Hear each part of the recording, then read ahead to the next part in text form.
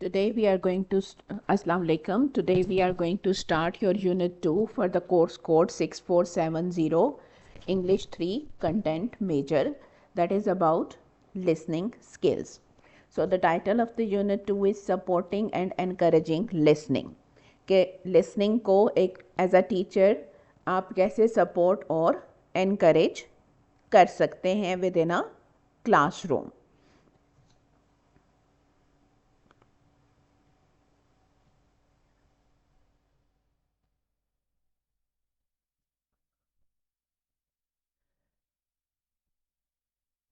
So listening and listening, if you want to encourage listening and speaking, listening, and if you want to support it, there are different ways.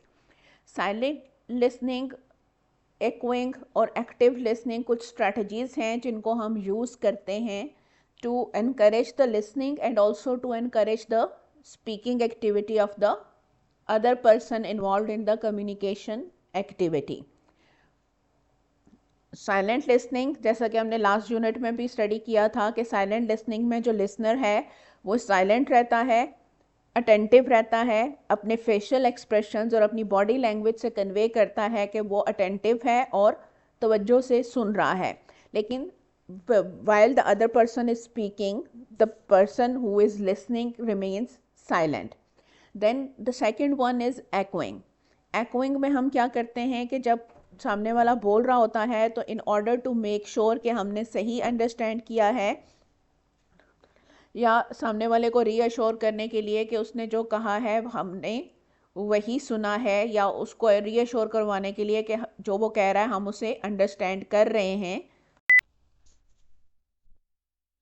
So echoing में what do we do in echoing is that we listen to the other person and then we repeat the last phrase or the last sentence of the person or the main point that the other person has said.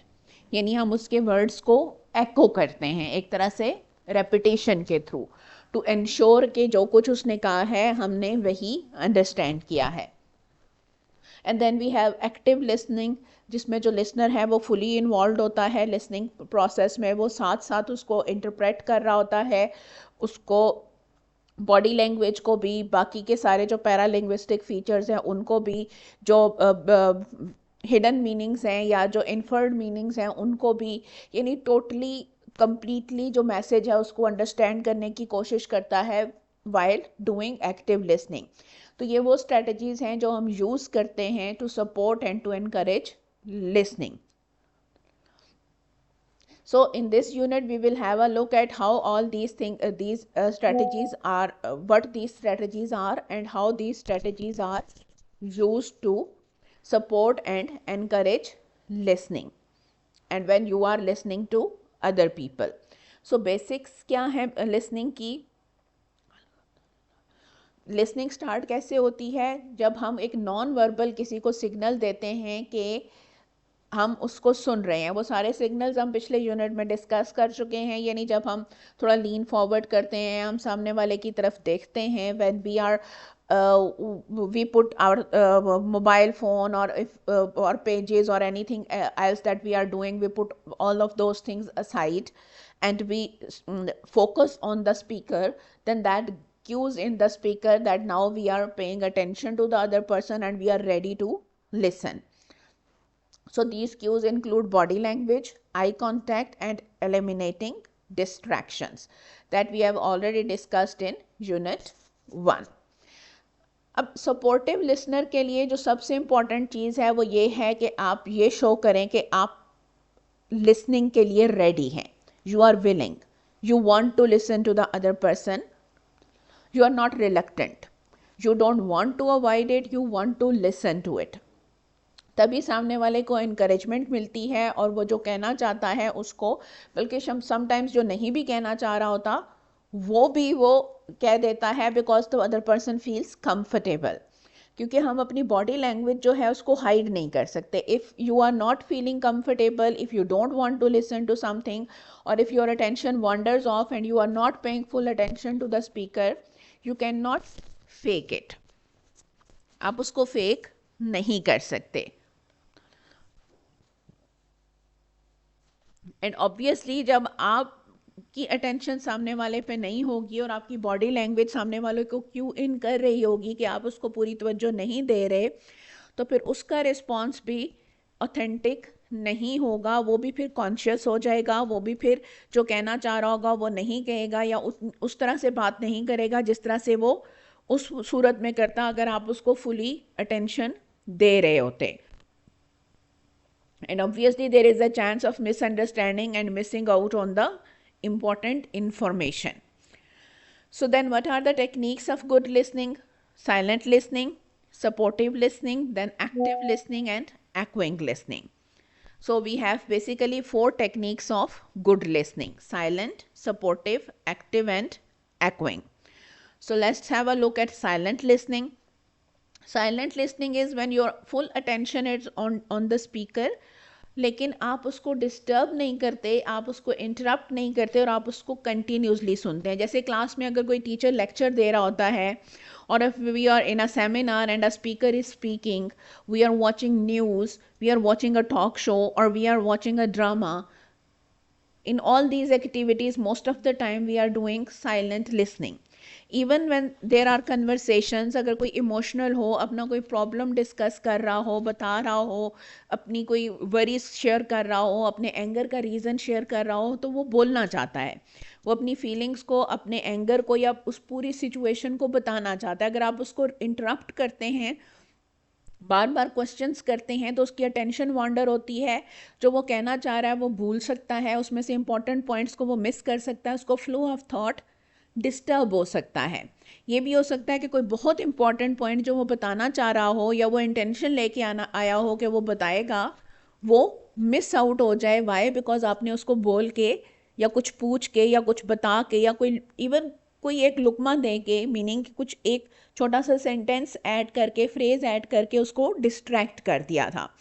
So in many situations it's better to stay silent and let the other person speak for as long as they want. जब उन्हें आपका response चाहिए होगा, in other words जब उन्हें आपका verbal response चाहिए होगा, then they will stop and they will ask. तो उस वक्त तक उन्हें डिस्टर्ब ना करें जब तक कि वो आपको क्यों ना दें. Let them speak. That is known as silent listening. अब ये अपेरेंटली पैसिव लिसनिंग लगती है, but it is not passive. इसमें आपको सीरियस मेंटल और फिजिकल कंसंट्रेशन देनी होती है, because at the end of this listening you have to respond, you have to provide a feedback to the speaker. तो अगर आप उस पूरी टॉक के दौरान सिर्फ साइलेंट ही नहीं रहेंगे बल्कि पैसिव भी रहेंगे, तो you will not be able to grasp the message and you will not be able to respond or provide an authentic feedback. तो साइलेंट लिसनिंग किन सिचुएशंस में सूटेबल होती है? एक तो ऑफिशियल सेटिंग्स में, lectures, seminars, when somebody is delivering a speech, when you are obviously watching something on TV, and then in everyday communications when the speaker is excited or worried and wants very much to talk. अब किन situations में ये जो silent listening है ये effective नहीं होती? When the speaker is shy, when the speaker is not good at expressing ideas, or when the speaker is reluctant to speak. एक तो वो पहले ही शाय है, आप भी उसको कोई क्यों नहीं दे रहे, आप उसके जवाब नहीं दे रहे और सिर्फ उसको देखते जा रहे हैं, तो वो और शाय हो जाएगा और कॉन्शियस हो जाएगा और बोल नहीं पाएगा. अगर वो अपने आइडियाज़ को इजीली एक्सप्रेस नहीं कर पाता, तो उसको आपकी तरफ से क्यूज़ की, वर्ड्स की, फ्रेजेस की ज़रूरत पड़ेगी जो उसको हेल्प आउट करें अपने आइडियाज़ को एक्सप्रेस करने के लिए. और अगर वो रिलक्टेंट स्पीकर है, तो आपका बीच बीच में छोटे छोटे क्वेश्चंस करना, उसको प्रॉम्प्ट करना, उसको हेल्प आउट करेगा कि वो और बोले, क्योंकि वो खुद से बोलना नहीं चाहता. So you have to basically make that person speak with little cues and little questions. So if your speaker is shy or not good at expressing ideas or is reluctant to speak, silent listening is not good at all. It is suitable in situations where your speaker is excited, worried, or your speaker actually is quite talkative, is in the mood to talk. They want to talk and talk and talk and talk only. Know what happens is कि usually हम silent listening को under estimate करते हैं। हमें लगता है कि communication effective तभी होती है जब हम बोलें। हमें यह भी लगता है कि हम हर्ड तब होंगे, हमारी हमारी मौजूदगी को नोटिस तब किया जाएगा या हमारी इंपॉर्टेंस तब फील की जाएगी when we will speak. But in many situations you the person who is silently listening becomes more important as compared to the person who is speaking. Why? Because the other person wants to share his or her feelings. They are in the mood to vent their frustrations, talk about their problems. They are not in the mood to listen to others. You can make simple signs like nodding your head, leaning forward to show interest, to show your desire to understand, to show your desire to listen. ज़रूरी नहीं है कि उसके लिए आप words भी use करें। Usually क्या होता है कि ज़्यादातर लोग पुअर लिसनर्स होते हैं। क्यों? क्योंकि वो जब सुन भी रहे होते हैं तो वो अपने माइंड में ये प्लान कर रहे होते हैं कि जब ये पर्सन अपनी बात ख़त्म करेगा तो हम इसको जवाब क्या देंगे। जब आप रीबटल्स यानी जवाब प्रिपेयर कर रहे होंगे, सेंडर के मैसेज को आप पूरी तरह से तवज्जो ही नहीं देंगे। जब आप तवज्जो नहीं दे रहे हैं तो ऑब्वियसली फिर आप सही तरह से रिबटल्स यानी फीडबैक्स या रिस्पॉन्स कैसे देंगे जब आपने मैसेज को सही तरह से अंडरस्टैंड ही नहीं किया। which results in a lot of miscommunications, which results in a lot of misunderstandings and in a lot of frustrations.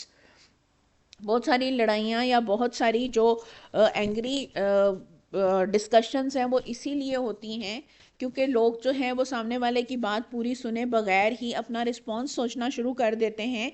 इसलिए वो एक्चुअली जो सुनते हैं वो और जो सामने वाले ने कहा होता है वो दो डिफरेंट चीज़ें होती हैं। सो व्हेन दे रिस्पॉन्ड तो जो सामने वाला है चूँकि वो भी यही कर रहा होता है यानी उनकी आधी बात सुनते ही वो अपना रिस्पॉन्स फार्मूलेट करना शुरू कर देता है तो वो मिसअंडरस्टैंडिंग्स बढ़ती जाती हैं and then the whole communication situation डिटेरियोरेट्स।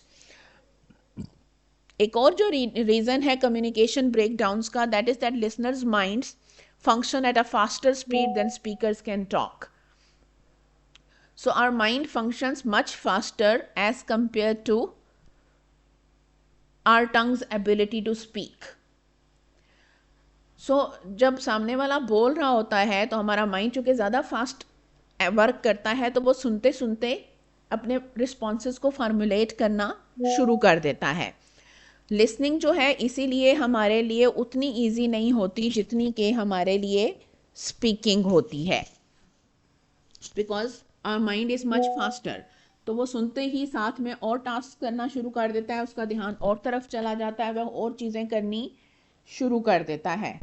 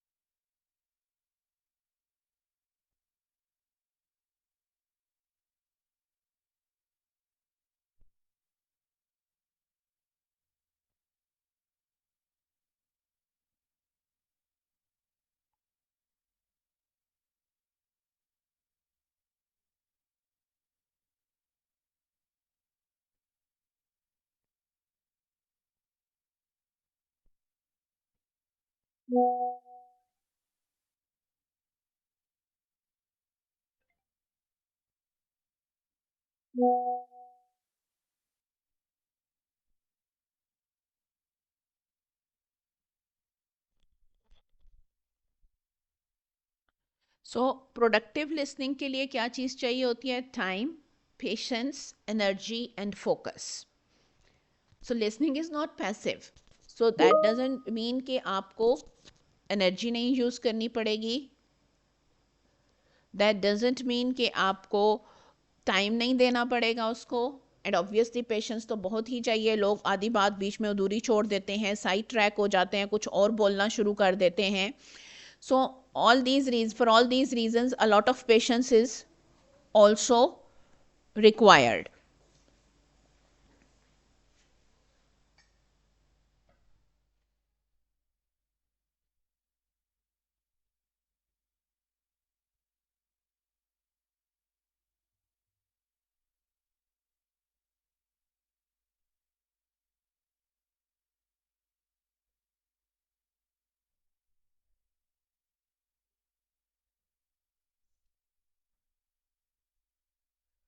And obviously if we call listening a skill, then like every skill it also needs practice, and it can be nurtured and it can be made better with the help of practice. हम इसको create, जैसे हम एक speech को create करते हैं, उसको deliver करते हैं, उसकी प्रैक्टिस करते हैं, उसको लर्न करते हैं और उसको टाइम के साथ इम्प्रूव कर सकते हैं, वैसे ही हम लिसनिंग को भी प्रैक्टिस करके उसको नर्चर कर सकते हैं, उसको इम्प्रूव कर सकते हैं, and we can become better and better listeners with the passage of time. अब एक तो जारी बात है, हमें फोकस चाहिए, which is also known as staying in the moment, यानी उस लम्हे में रहना, अपने माइंड को कहीं और वांडर ना होने देना. बिकॉज कोई आगे पीछे जो चीज़ें हैं, if there is a noise out, like if there is any noise, if somebody else is speaking around you, if something is being moved, if there is a phone ringing, if there is something being played on television or in any other on any other instrument, or if those things can also distract you from listening to the speaker, then at the same time, if the speaker is saying something, any word, any expression, any gesture can trigger any memory in your mind, and that memory can drag you away from what the speaker is saying. So you have to block not only the outer distractions and interruptions, but also the inner distractions and interruptions. So eye contact maintain रखना, relevant questions करना, notes बनाना, not necessarily कि आप pen and paper ही use करें, mental notes, that helps you to stay in the moment. जब आप सामने वाले की तरफ देखेंगे तो ऑब्वियसली साइड की चीज़ों पे कम ध्यान देंगे. जब आप रेलेवेंट क्वेश्चंस करते रहेंगे तो आपका माइंड फोकस्ड रहेगा जो सामने वाला कह रहा है उसके ऊपर. और जब आप मेंटली नोट्स बनाते जाएंगे क्योंकि अब इसने ये कहा, अब इसने ये कहा, इसमें ये बात इंपॉर्टेंट थी, इसमें ये बात इंपॉर्टेंट थी, so that will also help you to stay focused on the speaker. So these are the strategies that can be used to stay in the moment. अब कोई भी जो एग्रेसिव या एम्बिशियस पर्सन होता है, जब वो अपने करियर में यानी प्रोफेशनल फील्ड में आता है, तो जो सबसे डिफ़िकल्ट लेसन होता है विच everyone in the work field learns is that silence can be as powerful as speech. आपने जब कुछ भी कम्युनिकेट करना हो तो ज़रूरी नहीं कि आप सिर्फ वर्ड्स यूज़ करें. You can't be always aggressive, you can't be always outspoken.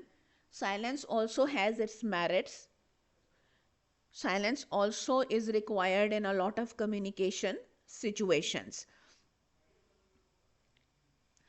और अगर किसी ने किसी भी फील्ड में टॉप पे पहुंचना हो, किसी भी रिलेशनशिप में, किसी भी ऑर्गेनाइजेशन में टॉप पे पहुंचना हो, if you want to reach the top, if you want to make to the top, then basically the most important thing is that you should have strong opinions and then you should express them. So अगर आप बहुत ज़्यादा बोलेंगे then you will be going out with weak opinions. जब आप कम बोलेंगे तो आप पहले सबके ओपिनियंस सुनेंगे, उनको evaluate करेंगे. You will get more time to evaluate, you will get more time to formulate your opinions, choose your words and then speak.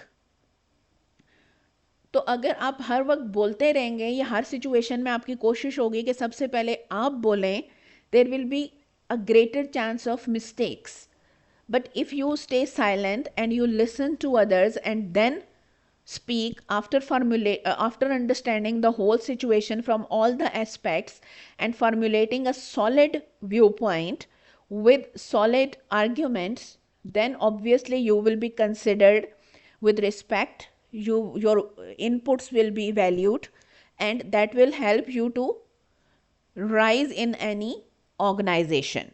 So that means that we should always use more time or give more importance to listening as compared to speaking, because speaking is basically listening is basically the base of speaking. Whatever we say, it should come from whatever we listen and whatever knowledge we gain from listening.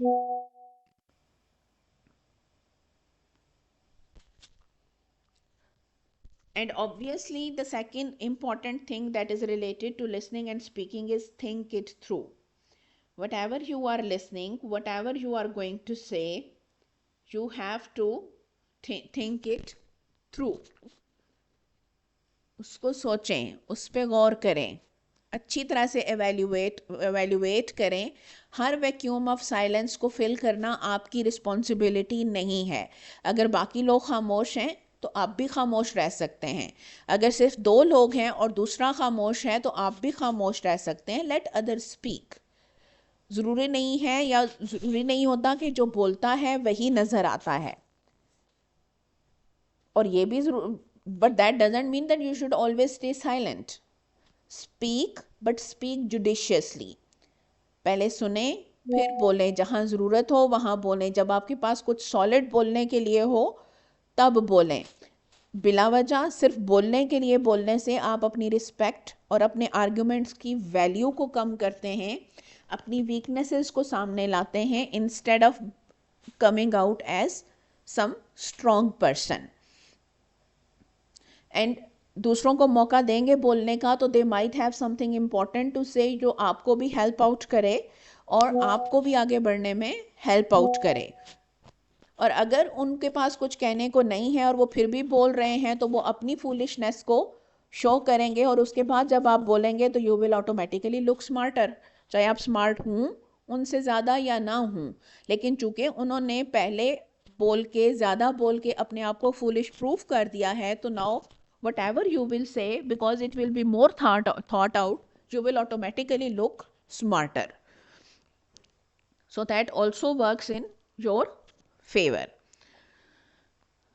So what are the characteristics of silent listening?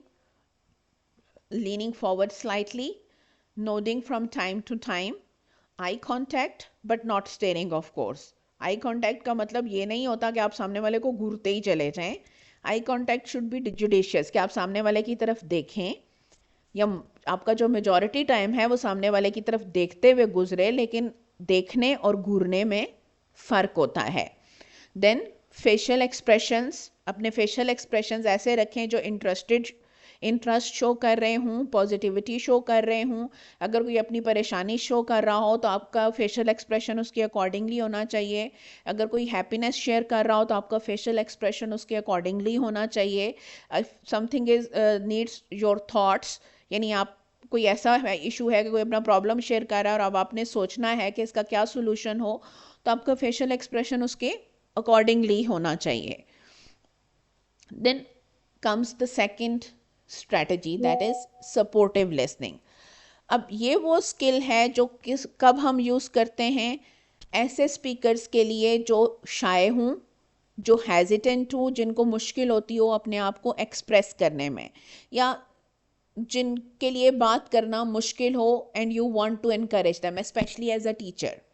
या अगर आप कहीं किसी team के leader हैं और आपको अपनी सारी टीम का इनपुट चाहिए और आपके पास कोई ऐसा टैलेंटेड वर्कर है, आपकी टीम का मेंबर है जो बहुत टैलेंटेड है लेकिन वो अपने व्यू पॉइंट्स को इजीली एक्सप्रेस नहीं कर पाता, तो उसकी शाइनेस या उसकी रिलेक्टेंस को ओवरकम करने के लिए supportive listening is the best strategy. So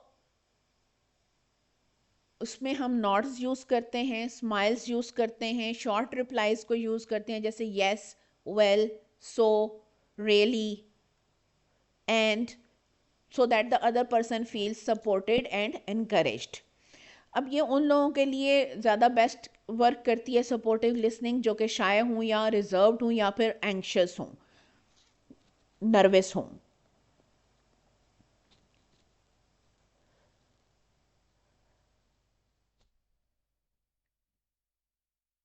supportive listening इसलिए भी नेसेसरी है कि आप लोगों की नीड्स को आइडेंटिफाई कर सकते हैं इसकी हेल्प से किसी भी ग्रुप के अंदर.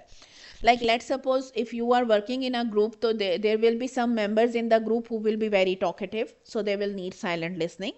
There will be some members in the group who will be shy or anxious or nervous or reluctant to speak, so they will need supportive listening. सो आपने ग्रुप के सारे मेंबर्स की नीड्स को एवेल्युएट करके उसके accordingly strategy adopt करनी होती है कि आपने क्या स्ट्रेटजी अडॉप्ट करनी है. And if you are a language teacher, there also you have to adopt the strategy according to the temperament of your students. Difficult situations को सॉल्व करने में अक्सर सपोर्टिव लिसनिंग बहुत हेल्पफुल होती है. इसी तरह से अगर कोई मामला हो जो ट्रिकी हो और आपको समझ ना आ रहा हो कि असल में हुआ क्या है, emotions are high, people are very agitated और very afraid or in any higher state of emotion, so supportive listening helps to you to reach to the heart of the matter and then provide solutions. Supportive listening में जब communication हो रही होती है तो जो दोनों जो कम्युनिकेटर्स हैं यानी लिसनर और स्पीकर, वो यूजली प्लेसेस स्विच करते हैं. The listener becomes speaker and the speaker becomes listener alternatively. So half time जो है वो एक पर्सन स्पीकर होता है और दूसरा लिसनर, और फिर हाफ जो टाइम है वो दूसरा पर्सन स्पीकर होता है और meaning speaker A becomes speaker, B becomes listener, and then B becomes speaker and A becomes listener. And obviously to be listened to and paid attention to, अगर आप किसी से बात ना भी कर रहे हों, आप उसकी बात सुन रहे हों, उसको अटेंशन दे रहे हों, तो वो बेटर फील करता है. और आधे जो प्रॉब्लम्स हैं वो सिर्फ इस फीलिंग से ही सॉल्व हो जाते हैं that I am being heard. Sometimes लोग सिर्फ इतना ही चाह रहे होते हैं कि उन्हें सुना जाए, उनकी बात पे तवज्जो दी जाए. अब जो लिसनर है वो सपोर्टिव वर्ड्स भी ऑफर कर सकता है, लेकिन इंटरप्शन आप इस टाइप ऑफ लिसनिंग में भी नहीं करते. जो सामने वाला बोल रहा है उसकी फ्लो ऑफ थॉट को इंटरप्ट नहीं करना, उन अपने एक्सपीरियंसेस बीच में नहीं लेके आने, सामने वाले को टोकना नहीं है. अब अगर सामने वाला कह रहा है कि आज जो है वो मैं लेट हो गया क्योंकि रोड पे ट्रैफिक बहुत थी, तो आपने आगे से उसको ये नहीं बताना कि मैं भी बहुत मेरी साइड पे भी आज ट्रैफिक बहुत थी. You just have to listen to that person and just give some encouraging words कि ओके हाँ, ओ अच्छा, फिर क्या हुआ, कैसे आप निकले वहाँ से, कितनी देर लगी. Focus on their problem, do not interrupt and do not bring in your own experiences. It's more than enough that you are listening attentively and non-judgmentally. Judge mat kare. If you are becoming judgmental, then that basically makes the other person shy और फिर वो आपके साथ बात करने में easy feel नहीं करेंगे. कोई भी इंसान अपना कोई भी प्रॉब्लम बता रहा है और आप आगे से उसको ये कह रहे हैं कि ये क्या बात हुई, ऐसे कैसे हो सकता है, ऐसे कौन करता है, तो सामने वाला ऑब्वियसली शाय फील करेगा, उसको लगेगा कि आप उसको जज कर रहे हैं, आप उसको क्रिटिसाइज कर रहे हैं. और अगर उस कन्वर्सेशन में पॉजेज आ रहे हैं तो they are okay. That means कि लिसनर को थोड़ा सा टाइम चाहिए, अपनी लिसनर या स्पीकर को थोड़ा सा टाइम चाहिए अपनी थॉट्स को गैदर करने के लिए. After that they will start speaking again. जी कोई इंटरव्यू नहीं है कि जिसमें कन्वर्सेशन चलती जाए. इट्स अ कम्युनिकेशन प्रोसेस जिसमें अगर कोई थोड़ा सा पॉज या गैप लेना चाहे तो इट्स परफेक्टली फाइन.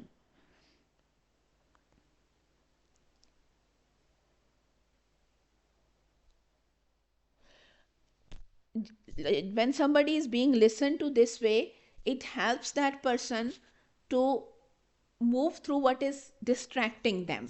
Meaning जब कोई इंसान जो है वो बहुत एजिटेटेड या इमोशनल स्टेट में होता है या एंक्शस होता है या शाय होता है, तो जब उसको कोई तवज्जो से सुनता है तो उसको फोकस होने में हेल्प मिलती है. वो उस पॉइंट पे फोकस कर सकता है जो एक्चुअली ज़रूरी है या जो एक्चुअली उसने कहना है, और जो चीज़ें उसको डिस्ट्रैक्ट कर रही होती हैं उनको अवॉइड करके वो टू द पॉइंट बात करने के काबिल हो जाता है. इससे स्पीकर को ये हेल्प मिलती है कि वो न्यू वेज में कम्युनिकेट करे या इनिशिएटिव ले और अपनी कोई भी नई बात या नया पॉइंट जो है वो खुद से शुरू कर सके. उसके अंदर कॉन्फिडेंस आता है और वो कॉन्फिडेंस उसको हेल्प आउट करता है कि वो न्यू वेज में लोगों के साथ कम्युनिकेट कर सके.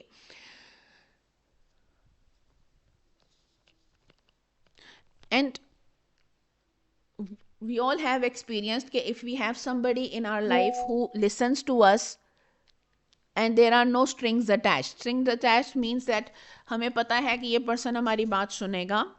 अगर हमने कोई गलती भी की है तो वो हमें उसके लिए जज नहीं करेगा, उसके लिए हमें बुरा या अच्छा इंसान नहीं समझेगा. उसके बाद भी वो हमारे साथ, उसका रिलेशनशिप अफेक्ट नहीं होगा, हमारी और उसकी दोस्ती में या जो भी हमारा उसके साथ रिलेशनशिप है उसमें फ़र्क नहीं पड़ेगा. तो ये जो एक फीलिंग होती है that that the other person will listen to us and will pay attention to what we are saying, the other person will understand. ये फीलिंग बहुत स्ट्रॉन्ग फीलिंग इमोशंस को बाहर लेके आती है और लोग अपने दिल की बात ऐसे किसी भी पर्सन के साथ बहुत आसानी से शेयर कर लेते हैं जिसके लिए उन्हें ये लगे कि वो उनकी बात तवज्जो से सुनेगा और उसके लिए उन्हें जज नहीं करेगा. So that means कि if we become that type of listener, people will believe or people will start sharing things with us more eloquently. और उससे ज़ाहिरी बात है हमारी अपनी नॉलेज या जो हमारी इंफॉर्मेशन बेस है वो ऑटोमेटिकली इन्हेंस हो जाएगी. बट उसका एक और एस्पेक्ट भी है और वो ये है कि जब कोई बात कॉन्फिडेंस में की जाती है then that means it is said in confidence. चाहे सामने वाले ने वो बात कही हो या ना कही हो, मतलब अगर वो आपको ये ना भी कहे कि ये बात किसी और को ना बताना, इट शुड बी अंडरस्टूड कि वो बात कॉन्फिडेंस में की गई है. तो अब वो बात इन दो लोगों के दरमियान ही रहनी चाहिए, किसी तीसरे के सामने नहीं आनी चाहिए. और किसी तीसरे के सामने तो क्या, अगर फ्यूचर में कभी कोई डिस्कशन हो उन दो लोगों की तो भी वो बात सामने दोबारा नहीं आनी चाहिए. मतलब ये कि अगर स्पीकर ए ने स्पीकर बी को अपनी कोई वीकनेस शेयर की है तो बाद में कहीं कोई डिस्कशन या कोई बहस हो तो स्पीकर बी उस वीकनेस का ताना जो है वो स्पीकर ए को नहीं दे सकता. That is also a breach of confidence कि उसने आप पे एतमाद किया था और आपने उसके एतमाद को धोखा दिया है. उसने आप पर एतमाद करते हुए अपनी एक वीकनेस आपको बताई और आपने उसी वीकनेस को उसके अगेंस्ट यूज़ किया. सो कॉन्फिडेंशियलिटी जो है वो इन सपोर्टिव लिसनिंग में सबसे इम्पॉर्टेंट फैक्टर है कि जब सामने वाला सपोर्टिव लिसनिंग में सपोर्टिव लिसनर पर ट्रस्ट करते हुए उसको अपनी इनर फीलिंग्स शेयर करता है तो that is automatically understood that they will remain absolutely confidential. ना तो वो किसी तीसरे को बताई जाएंगी और ना ही जो लिसनर है वो दोबारा कभी स्पीकर के सामने उन बातों को दोहराएगा अनटिल अनलेस के स्पीकर खुद वो बातें दोबारा करना चाहे.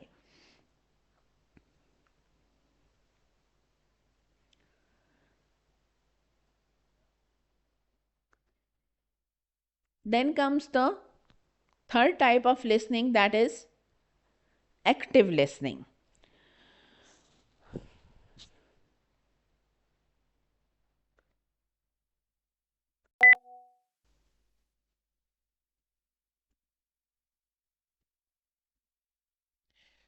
All right, so active listening helps other person feel comfortable and then they will share, and this technique can also be used for that purpose. That in supportive listening they also feel comfortable to share their inner feelings, but active listening is also a technique that also enables or encourages the speaker to speak more.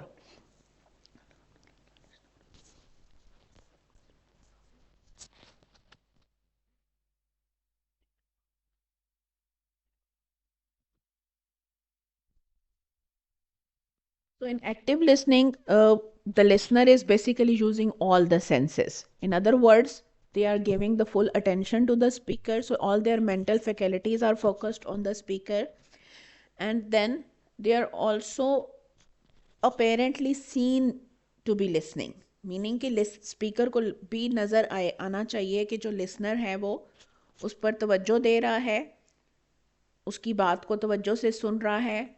Listener जो है उसकी सारी mental faculties भी listening पे focused होनी चाहिए और उसकी जितनी की सेंसेस हैं, hearing, speaking, touch, every sense should be focused on listening.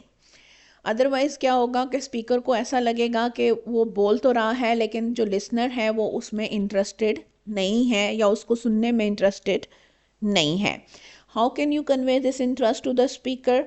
You can use verbal cues and you can also use non-verbal cues to convey that you are interested in what the speaker is saying. Obviously, the first clue is maintenance of eye contact.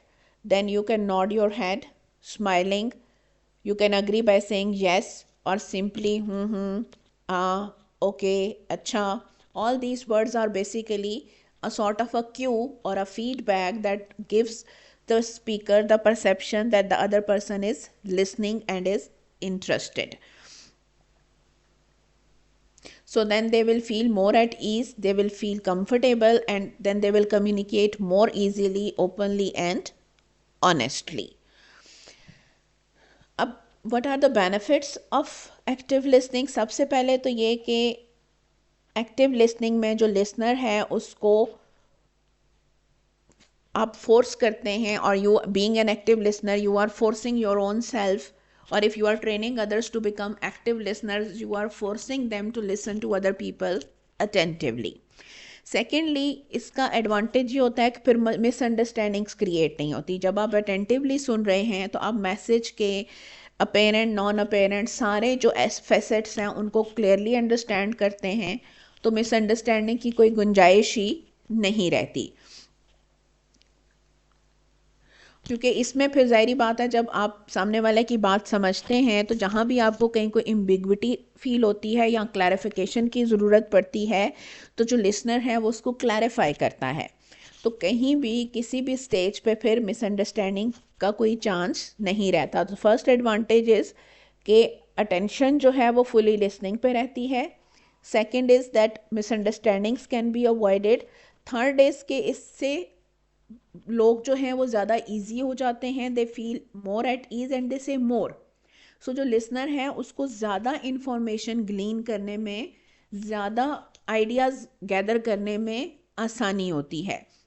Specially जब कोई conflict की situation हो तो लोग क्या करते हैं, वो एक दूसरे को कॉन्ट्राडिक्ट करते हैं, वो ओपोनेंट की जो डिस्क्रिप्शन होती है उसको डिनाई करते हैं. यानी एक साइड कहती है कि ये चीज़ इस तरह से हुई थी, दूसरी साइड कहती है इस तरह से हुई थी. अब वो जो अटेंटिव लिसनर है यानी एक्टिव लिसनर है वो क्लियरली जब सुनता है, सुकून से सुनता है और कंट्राडिक्ट नहीं करता, तो लोग जो हैं वो डिफेंसिव नहीं होते, और वो जब खुल के बात करते हैं तो वो अक्सर वो बातें भी कर देते हैं जो जब वो डिफेंसिव पोजीशन में होते हैं तो वो नहीं करते. तो उससे आपको वो जो मैटर है या जो क्लैश है उसकी जो तय है उस तक पहुंचने में आसानी होती है. You can easily reach to the bottom of it and you can easily solve it or reach to a conclusion कि okay what happened, and then you can provide a solution or a conclusion to a conflict. So जो लोग हैं उनको open up होने में आसानी होती है when somebody is actively listening to them. So that is the third advantage of active listening. First being that the listener remains attentive. Second, that there is a lesser chance of misunderstandings. Third, that people feel more comfortable and they open up easily.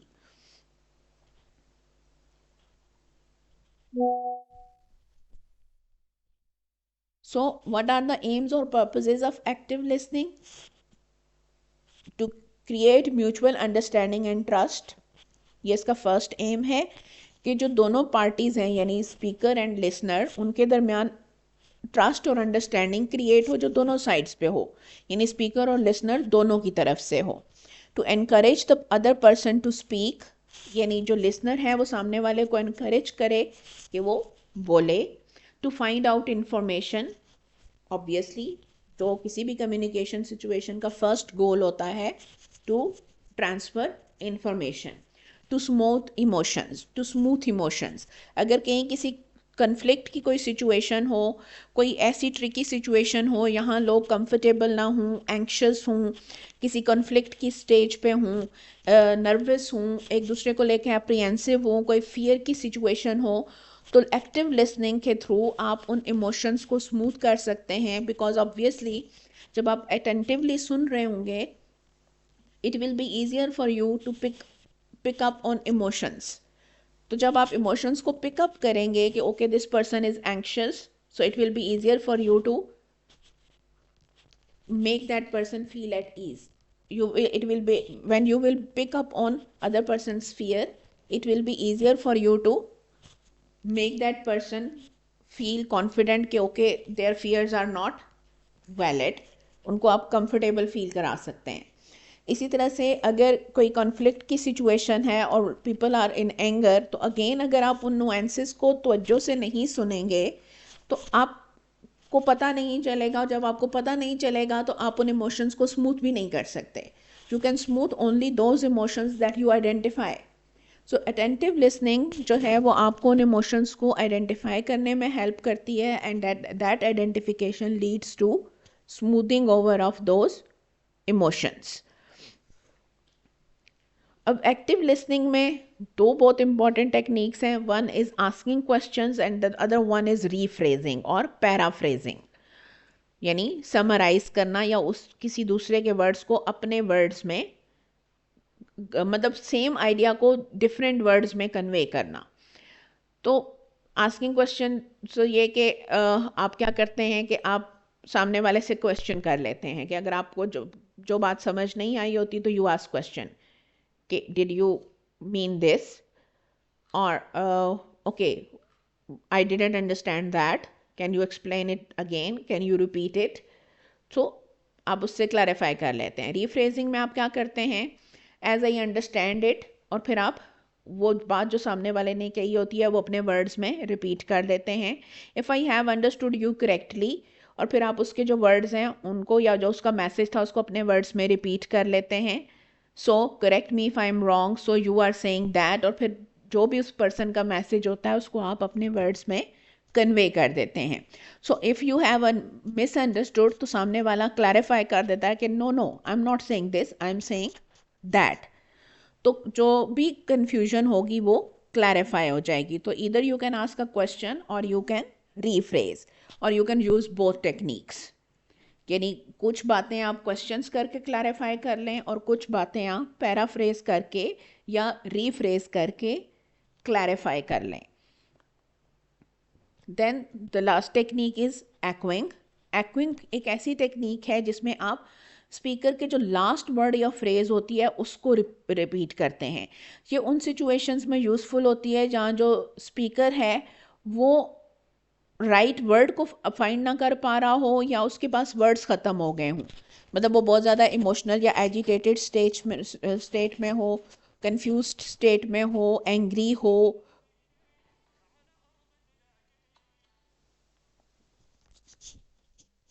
और अम्मी को दो. Angry हो या उसके अंदर जो है वो एक रिजेंटमेंट की कोई फीलिंग हो, और वो अपने और sometimes it so happens that we want to say something but we can't find the right words. So आप क्या करते हैं कि आप उसका जो लास्ट वर्ड होता है उसको रिपीट कर देते हैं. तो उससे क्या होता है कि सामने वाले को के लिए इजी हो जाता है उसका कोई अल्टरनेट वर्ड फाइंड आउट करना या अपने आइडिया को ईजीली दोबारा से एक्सप्लेन करना. लेकिन ये एक ऐसी टेक्निक है जो बहुत जुडिशियसली और केयरफुली यूज़ करनी होती है, बिकॉज अदरवाइज ऐसे लगेगा कि जैसे आप एक पैरट हैं और आप सामने वाले के जो वर्ड्स हैं उनको बस रिपीट करी जा रहे हैं. तो अगर आप if you are only repeating the other person's words then that will be, or if you are repeating every other sentence and every other word, then that will be a very bad idea. So echoing is a technique that should be used sparingly and very judiciously.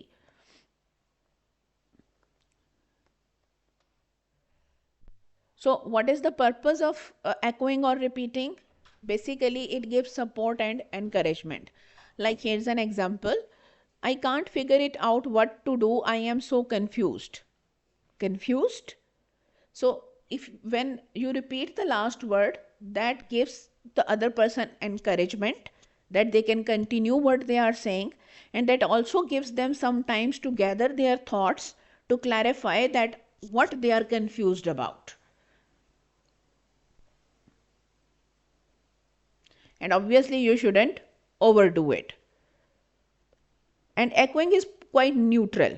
ना तो आप negative response दे रहे हैं, ना आप positive response दे रहे हैं, ना आप अग्री कर रहे हैं, ना आप डिसअग्री कर रहे हैं। यू आर जस्ट शोइंग कि आप सपोर्टिव लिसनर हैं, आप सुन रहे हैं और आप मज़ीद उस पर्सन के जो व्यूज़ हैं उनको जानना चाहते हैं। यू आर नॉट सेइंग कि okay I agree, you are not saying कि okay I don't agree. What you are saying is that I'm listening. So please continue. So basically echoing is a neutral technique. So these were basically all the techniques of listening. Now we will move on to the speaker that is the most tricky speaker for us, that is the reluctant speaker.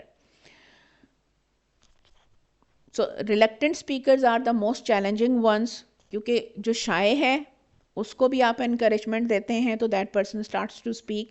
If somebody is nervous, so जब आप उसके साथ communicate करते हैं, उसको एक ease की environment देते हैं, उसको feel कराते हैं कि okay it is easy, you are friendly and there is nothing to be nervous about, तो वो gradually उसकी nervousness decrease होती है और वो communicate करने लगता है. Agitated, angry, इमोशनल, सब चीज़ें ग्रेजुअली डिक्रीज़ होके नॉर्मलाइजेशन की तरफ जाती हैं. लेकिन वो पर्सन जो बात करना ही नहीं चाहता इंटेंशनली, नॉट दैट कि वो शाय है, नॉट दैट कि उसको कोई एक्सटर्नल फैक्टर रोक रहा है, द फैक्टर इज दैट कि that person doesn't want to talk. उसकी इंटेंशन ही नहीं है, वो बात ही नहीं करना चाहता, वो अप्रोचेबल ही नहीं है. Then what to do in those situations? Basically वो person है ही person of a few words. कुछ लोग होते हैं जो ज़्यादा बात करना पसंद नहीं करते, वो बात ही मतलब मिनिमलिस्ट होते हैं, जितने कम लफ्ज़ों में बात हो जाए उतना ही अच्छा, जितना कम बोलना पड़े उतना ही अच्छा. So here we will say कि वो कौन सी टेक्निक्स हैं, कि वो कौन सी टेक्निक्स हैं जिनको यूज़ करके हम रिलक्टेंट स्पीकर्स को बोलने के लिए कन्विंस कर सकते हैं. बेसिकली जो टेक्निक्स रिलक्टेंट स्पीकर्स के लिए इफ़ेक्टिव होती हैं वो हैं एक्टिव और सपोर्टिव लिसनिंग की टेक्निक्स. बिकॉज बाकी की जो टेक्निक्स हैं, यानी जो साइलेंट लिसनिंग की techniques and even echoing, that seldom work on reluctant speakers. So the only techniques that can work on a reluctant speaker are active and supportive listening. So obviously अगर हमने किसी भी मसले को सॉल्व करना हो तो first we have to identify the reasons. So first we have to find out why do many people not talk. So most people do not open up because they are afraid of being misunderstood. पहला reason तो ये है कि लोगों को ये डर होता है कि उन्हें गलत समझा जाएगा, और उसकी मेन रीज़न ये होता है कि उनके पास्ट एक्सपीरियंसेस ऐसे रहे होते हैं बचपन से लेके या उसके बाद के, कि जहाँ पे उन्होंने कोई बात की उसको मिसअंडरस्टैंड किया गया और उससे उनकी लाइफ में प्रॉब्लम्स हुए. सो वंस बिटन ट्वाइस शाय. सो चूँकि उनके पास्ट एक्सपीरियंसेस ऐसे रहे कि उनको मिसअंडरस्टैंड किया गया और फिर उसके बाद प्रॉब्लम्स हुए, सो नाउ दे फील कि बात ना ही करें तो इट्स बेटर. फिर क्रिटिसिज्म, कि उन्होंने बात की और उनकी बात पे उनको दे वर मेड फन ऑफ, और people made jokes about them, और पीपल क्रिटिसाइज्ड देयर ओपिनियंस, और people made had negative opinions about them. या फिर उन्हें ये डर होता है कि अगर वो बात करेंगे तो people will have a bad opinion about them, कि सामने वाला जो कह रहा है वो उससे अग्री नहीं कर रहे, लेकिन वो डिसअग्री भी नहीं करना चाह रहे बिकॉज दे बिलीव कि सामने वाला नाराज़ हो जाएगा या उनके लिए बैड ओपिनियन रख लेगा. सो ये 3 या 4 रीजंस हैं जिसके लिए लोग यूजुअली बात करने से रिलक्टेंट होते हैं. They don't want to talk. Misunderstand, fear of being misunderstood, fear of criticism, fear of other people's opinions. And एक फियर और भी है कि अगर वो अपनी कोई पर्सनल बात, अपनी कोई पर्सनल इंफॉर्मेशन, अपना कोई पर्सनल फीलिंग्स शेयर करेंगे तो वो इंफॉर्मेशन उनको हार्म करने के लिए फ्यूचर में यूज़ की जाएगी. और अगेन उसका रीज़न यही होता है कि पास्ट में उनका एक्सपीरियंस ये रहा होता है that they shared their secrets and then those secrets were used against them by the people with whom they shared that information. So वो जो past के bad experiences हैं वो उन्हें force करते हैं that they shouldn't share their emotions with others or they shouldn't share their personal information with others. तो वो reluctant हो जाते हैं to speak. फिर एक रीज़न और भी है कि हम दूसरों को डिसअपॉइंट नहीं करना चाहते. Majority of the people are reluctant. वो ये नहीं चाहते कि दूसरे जो हैं वो डिसअपॉइंट हों. हम गिल्टी या शेम फील कर रहे होते हैं किसी पर्टिकुलर सिचुएशन में, हम उसकी वजह से भी नहीं बात कर रहे होते. और फिर अगर कोई इंसान बैड लिसनर हो तो उससे बात करना भी एक डिफ़िकल्ट पॉइंट है कि आप उससे बात कैसे करें जब वो सुनता ही नहीं है. तो अगर किसी पर्सन को आपने इनकरेज करना हो to talk, so silent listening से ज़्यादा आपको इनकरेजमेंट देनी पड़ती है. और इवन साइलेंट लिसनिंग और इनकरेजमेंट से भी ज़्यादा आपको एफर्ट करनी पड़ती है. Means you have to put in some extra effort to convince such people to talk. So when you are talking to such people, you can say, I can never tell you what you said, but only what I have heard. यानी आप उनको ये यकीन दिला सकते हैं कि आपने जो कहा, जो कुछ भी कहो जो मुझे समझ आएगा, I can only tell you what I understand. I will have to rephrase what you have said and check it out with you to make sure that what left your mind and my heart arrived in my mind and heart intact and without distortion. यानी आप उनको clarify कर सकते हैं कि मैं आपकी बात को रिपीट करता हूँ या करती हूँ, और ताकि हम दोनों श्योर हों कि जो आपने कहा और जो मैंने समझा वो सेम है, ताकि उनके अंदर ये जो फियर है कि दूसरे उन्हें गलत समझेंगे और दे विल बी मिसअंडरस्टूड, वो रिड्यूस हो जाए.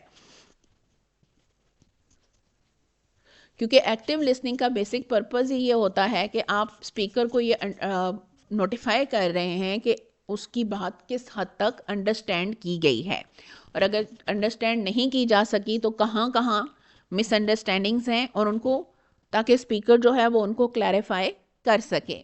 तो अगर स्पीकर को ये कॉन्फिडेंस होगा कि सामने वाला उसकी बात तवज्जो से सुन रहा है, और अगर कहीं को मिसअंडरस्टैंडिंग होगी तो लिसनर उसको क्लैरिफाई करेगा और उसको चांस देगा कि वो उसको क्लैरिफाई करे, तो उसके अंदर ये कॉन्फिडेंस डेवलप होगा that I can talk to this person. So वो जो रिलक्टेंट स्पीकर है वो ग्रेजुअली जो लिसनर है, स्पेशली द एक्टिव लिसनर, उसके साथ वो कम्युनिकेट करना शुरू कर देगा और उसकी वो जो रिलक्टेंस है वो रिड्यूस हो जाएगी.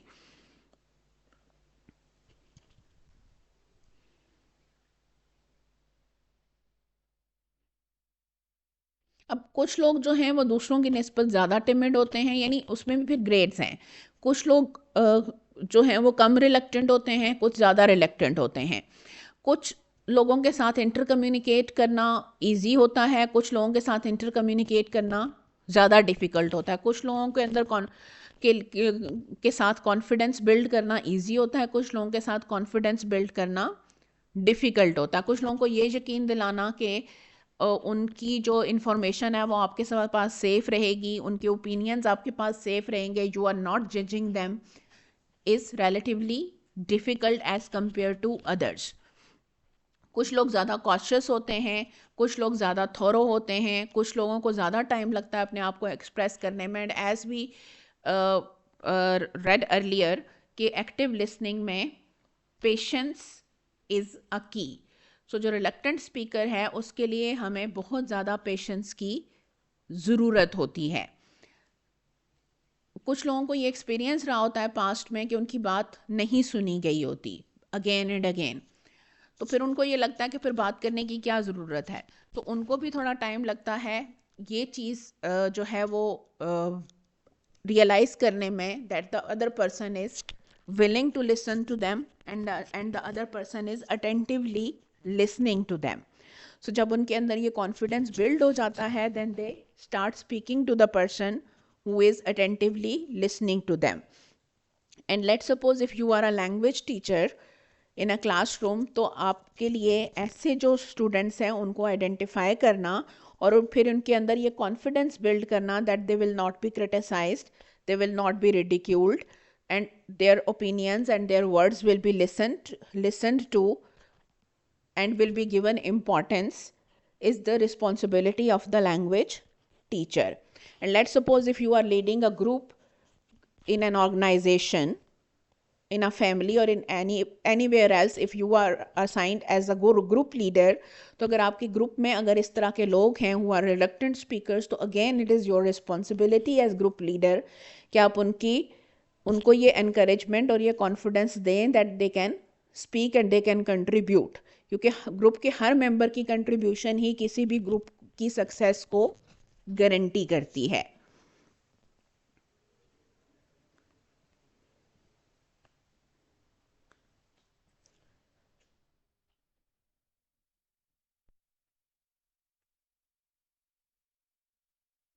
अब कौन कौन सी टेक्निक्स हैं जिनको हम यूज़ कर सकते हैं, like rephrasing, then we can use how can rephrasing help us? It can basically encourage the reluctant speaker to speak more. It can help us to gather more information than the speaker was first willing to give us. It can also help us to check if what we have understood is actually what the speaker wanted to communicate. Then indistinct talk थी अगर कोई, यानी कोई ऐसी phrase या word था जो clearly बोला नहीं गया या हम तक क्लियरली पहुंचा नहीं, तो हम उसको क्लैरिफाई कर लें. फिर इसी तरह से अगर कोई भी टेक्स्ट हो या कोई भी बात हो, उसको ज़्यादा अच्छी तरह से याद रखने के लिए या जो सिग्निफिकेंट इन्फॉर्मेशन है उसको इनसिग्निफिकेंट इन्फॉर्मेशन से अलग करने के लिए भी हम रीफ्रेजिंग को यूज़ करते हैं. टॉपिक जो है उसको फ्रेम्स में रखने के लिए या कन्वर्सेशन को एक उस डायरेक्शन में ले जाने के लिए जिसमें हम उसे ले जाना चाहते हैं भी हम रीफ्रेजिंग यूज़ कर सकते हैं. जैसे लेट्स सपोज कि कन्वर्सेशन साइड ट्रैक हो रही है, उस साइड पे जा रही है जिधर हम उसको ले जाना नहीं चाहते, हम एक्चुअली किसी और टॉपिक पे बात करना चाहते हैं, तो रीफ्रेजिंग से हम सटल वे में कन्वर्सेशन को वापस उस ट्रैक पे ले जा सकते हैं जिस पे हम उसे ले जाना चाह रहे थे ओरिजिनली.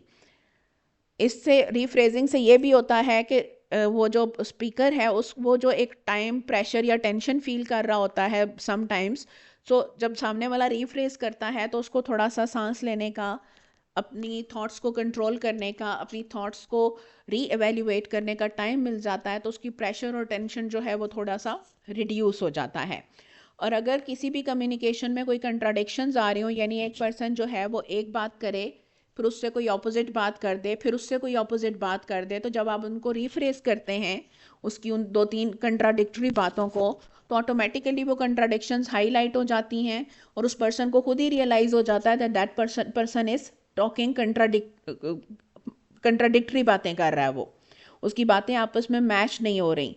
बजाय इसके कि आप डायरेक्टली पॉइंट आउट करें और वो एम्बैरस्ड या डिफेंसिव फील करे, जब आप सिर्फ रीफ्रेज कर देते हैं तो वो हाईलाइट भी हो जाती हैं और डायरेक्ट क्रिटिसिज्म भी नहीं होता.